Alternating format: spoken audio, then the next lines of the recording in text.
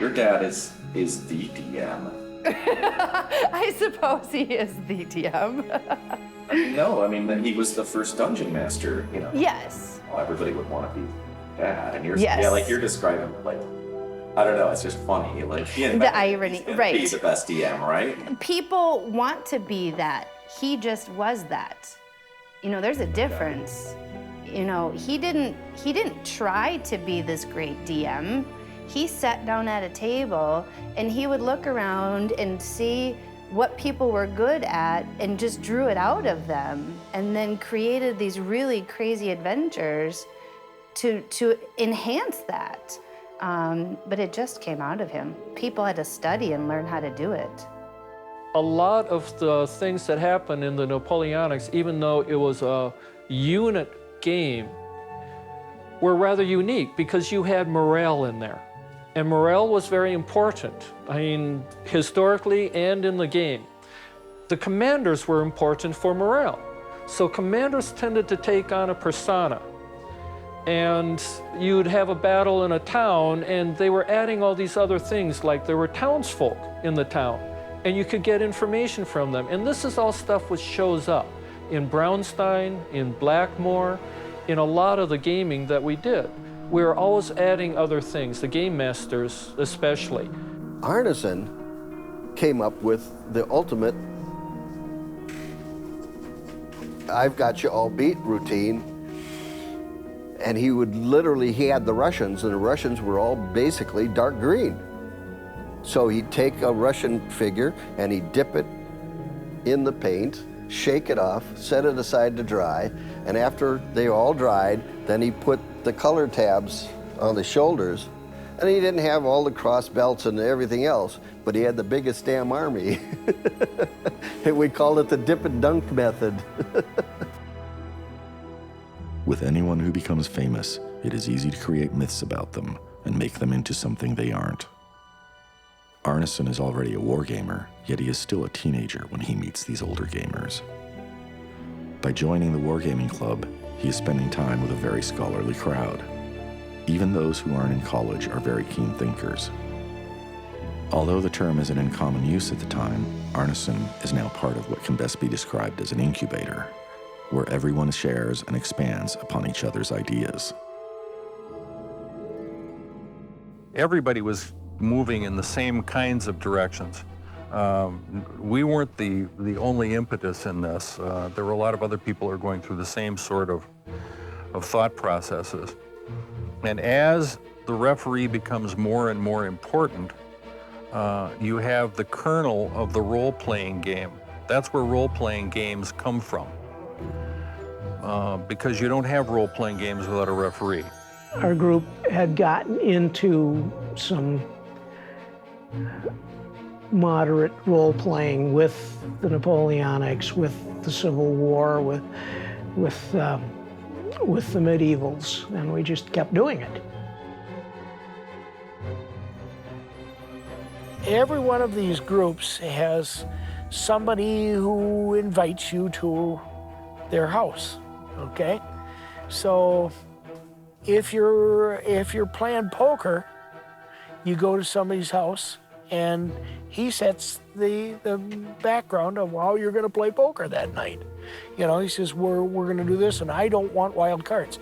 He says there's no wild cards, there's not gonna be wild cards in that game. Same thing with wargaming. We'd go to Wesley's house and Wesley had worked out this set of rules, this Treaty Goose Hand. These are the rules we're gonna use. Okay, we're gonna use those rules because it's his house, we do it that way. We bounced back and forth between World War II and Napoleonics a bit. But when we played World War II, we played it on the carpet in the living room, which was really, it's hard to get your friends interested in playing on the floor with toy soldiers, okay? So we were pushing to become a more sophisticated game that was more realistic. These gamers are voracious in their search for new games and types of rules. Their main focus is the Napoleonic era. Napoleonic miniatures wargaming is the Cadillac of wargaming. The cost of buying hundreds of miniatures can be prohibitive. yet it is hard to resist owning masses of soldiers in colorful uniforms. When placed in formations on a gaming table, they evoke a time when warfare still had some semblance of romance and honor. We were having big problems in our Napoleonic gaming because our homebrew rules and the commercial rules, which were pretty crude in those days, had a lot of gaps and flaws in them, and people would start arguing and spend the whole evening arguing about the rule interpretation and whether it was right. We talked a lot about strategos at that point, and we sort of mutually decided that there was a lot of meat on that. And we tried them, and there was a problem, of course, because they were written in 1880, and the firepower was incredible. I mean, we had a battle where Jim Clark's Prussian dragoons dismounted and kept anyone from getting anywhere near the bridge they were guarding. It was just, they were just mowing them down, and somebody finally pointed out that, hold on, we're not using mini rifles here. We're supposed to have smoothbore muskets. The only book they have that treats war games as more than just moving pieces on a board is Strategos. Published in the 1880s, it is one of the few books that tries to simulate the fog of war. By modifying and rewriting these rules, they are also learning how to design their own games. I wanted to set up a scenario where the guys each has his own. The players have their own information. Each one has a compartmented information. He gets to see what his general would see from where he's sitting on his horse, not even where all of his friendly troops are if they're on the other side of the hill. Since you've got to put the figures on the table most of the time, that's a little harder to do than it might seem. When you do game design and manufacturing, there essentially are two really center bullseye parts of it. You must have as much realism as you can, but you also have to have playability. It cannot be so cumbersome to mimic real life that you can't actually play it because it takes too long to consume. The simplified sets of war game rules initially never handled morale, and that becomes a very important factor. I mean, we were talking about volley fire and canister and everything else.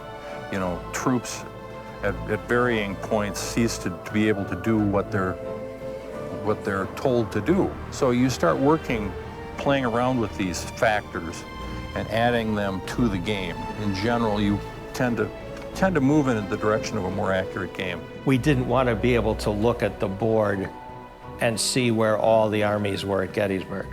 The fog of war was what made most of those battles or campaigns happen, and if you didn't have that, you really didn't have the essence of the game. We weren't going to make the mistakes, and it wasn't as much fun. Adding the fog of war to their games creates some crazy results, but they are realistic results. By utilizing Tolkien's game methods, they have added more realism to their games. More importantly, they are having a lot of fun. For these gamers, role-playing comes from role-playing. It doesn't suddenly appear from nowhere. They are taking Tolkien's role-play methods and expanding them. The guys doing it understood.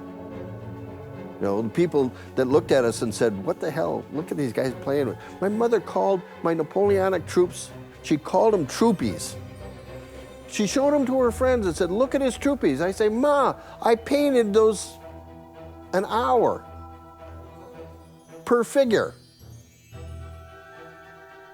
That's serious stuff.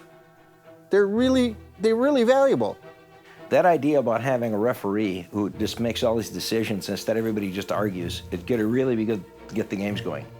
Then when I reread the stuff on the referee, it also says this very leading thing, and it's only like 2 sentences long. Then in addition to all of his duties for making sure that they do the computations right and that he maintains fairness or gets the game rolling, the referee is also supposed to create the scenario, give mission statements to all the different players the way they would have in a real war, where they don't know what the enemy's up to, they just know he's over there, and take care of secret movement or anything a player comes up with he wants to try. The referee gets to decide how to deal with it. and also provide intelligence that would be gathered by interviewing local civilians and such. He makes them up as he goes along, basically, right? Many of these early games are primitive attempts at converting Totten's complex rules into something they can use within the group.